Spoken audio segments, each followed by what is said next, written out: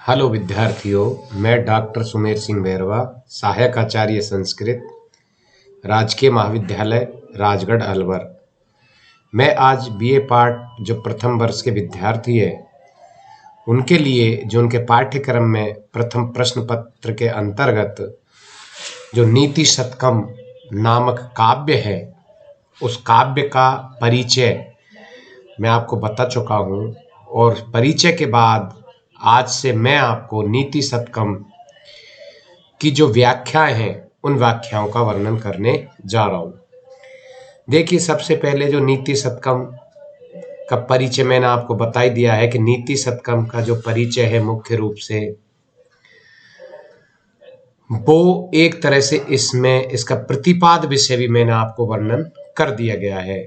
तो उस प्रतिपाद विषय के अंतर्गत सभी प्रकार की पद्धतियों का वर्णन इस नीति शतकम ग्रंथ के अंतर्गत किया गया है, चाहे वो दुर्जन पद्धति हो, निंदा पद्धति हो, परोपकार पद्धति हो, धैर्य पद्धति हो। तो इस प्रकार से कुल 10 प्रकार की जो पद्धतियां हैं वो नीति शतकम में की गई है।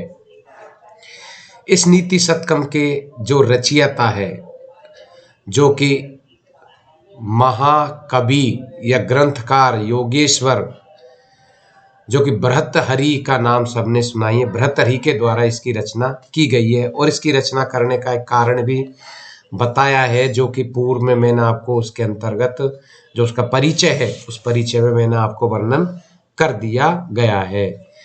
भर्तृहरि के द्वारा 3 शतकों की रचना की गई थी, जिनमें से नीति शतकम, श्रृंगार शतकम और वैराग्य शतक की रचना की गई थी। उनमें से जो नीति शतकम जो काव्य है उस नीति शतकम काव्य का जो पाठ्यक्रम है वो हमारे प्रश्न पत्र के अंतर्गत है।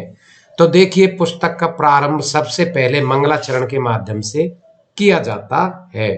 तो देखिए, मंगलाचरण के बारे में मैं आज आपको बताने जा रहा हूं कि किसी भी कार्य का प्रारंभ करने से पूर्व जो भी व्यक्ति कोई भी कार्य जब प्रारंभ करने जाता है, चाहे वो कार्य किसी भी प्रकार का क्यों न हो, और उन कार्यों में यदि कोई अच्छा कार्य यदि करने जाता है आदमी, तो उसके लिए वह अपने इष्ट देवों को याद अवश्य करता है और इष्ट देवों को याद करके ही अपने कार्य का प्रारंभ करता है।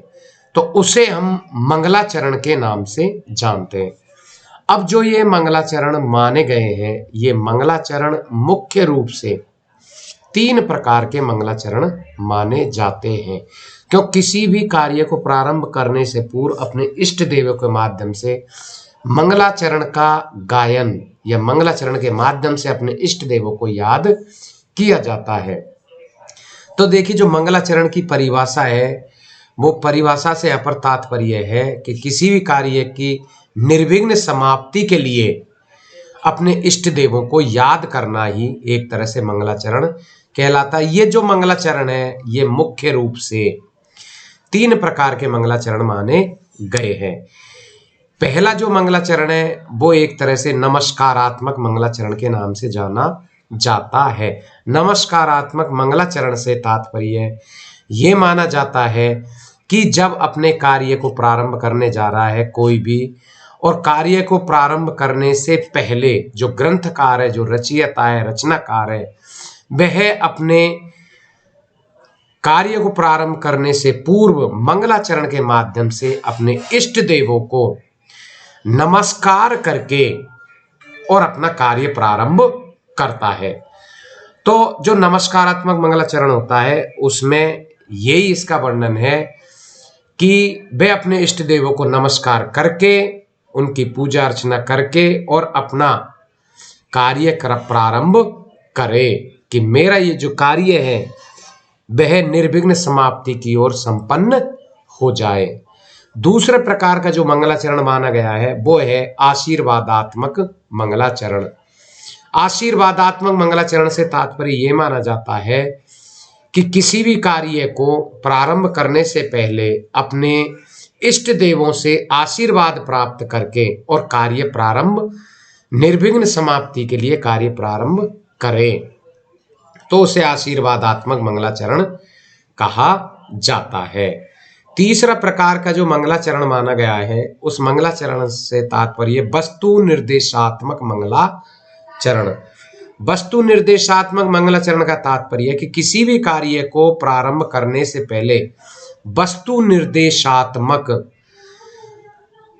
कहने का तात्पर्य है कि किसी राजा की या किसी ऋषि राजा की जो शौर्य का, यश का जो गुणगान किया जाता है और उसी को ही मंगलाचरण के रूप में मान लिया जाता है, उसे हम वस्तु निर्देशात्मक मंगलाचरण के नाम से जानते हैं।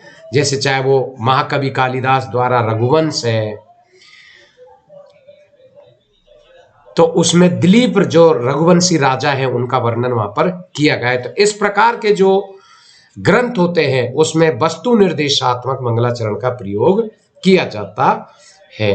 तो ये जो नीति शतकम महाकाव्य है, इसमें महाकवि भर्तृहरि ने अपने ग्रंथ की निर्विघ्न समाप्ति के लिए अपने शिष्यों को शिक्षा हेतु शिष्टाचार परंपरा का अनुसरण करते हुए ज्योति स्वरूप निर्गुण ब्रह्म को नमस्कार करके और अपने ग्रंथ का शुभारंभ करना चाहते हैं। इस मंगलाचरण में बताया गया है महाकवि भर्तृहरि ने कि दिक् काल अद्य अविच्छिन्नांत चित्रान मूर्तये स्वानुभूतेक्य मानाय नमः शांताय तेजसः। तो इसके अंतर्गत बताया गया है कि दिक् काल अविच्छिन्न अर्थात दसों दिशाओं, तीनों कालों में जो कि समान रूप से विद्यमान है, अनंत चित्रान मूर्तये जो कि अंत रहित और ज्ञान में स्वरूप वाले है, स्व अनुभूति एक माना है जो कि अपने अनुभव से ही उसे जाना जा सकता है, अनुभव के माध्यम से वो जानने योग्य है। शांताय तेजस नमः, उस शांति में ज्योति स्वरूप परमात्मा को मैं नमस्कार करता हूँ। तो इस मंगलाचरण के अंतर्गत महाकवि भर्तृहरि परम पिता परमेश्वर को प्रणाम करते हुए कह रहे हैं कि ब्रह्मा दसों दिशाओं में और तीनों कालों आदि से अपरिच्छिन्न है। ब्रह्मा को देश काल आदि सीमा में बद्ध या बांधा नहीं जा सकता है। ऐसा नहीं कहा जा सकता कि ब्रह्मा अमुक दिशा तथा अमुक समय में विद्यमान होता है। परमात्मा तो त्रिकाल बाधित माना जाता है तथा समस्त ब्रह्मांड में समान रूप से वो विद्यमान होता है। परमात्मा अनंत है, उसका कभी भी अंत नहीं होता। दृश्यमान जगत आदि अंत स्वरूप वाले, परंतु परमेश्वर तो अनंत माना जाता है जो कि चैतन्य स्वरूप है और ब्रह्मांड के कण कण में विद्यमान है। तो यहाँ पर महाकवि भर्तृहरि कह रहे हैं कि उनको आत्मानुभव द्वारा ही परमात्मा की सत्ता की प्रतीति हो सकती है। योगी पुरुष आत्म साक्षात द्वारा ही परमात्मा की अनुभूति करते हैं। परमात्मा शांत स्वरूप है, उसके ध्यान से मानव को शांति की अनुभूति होती है।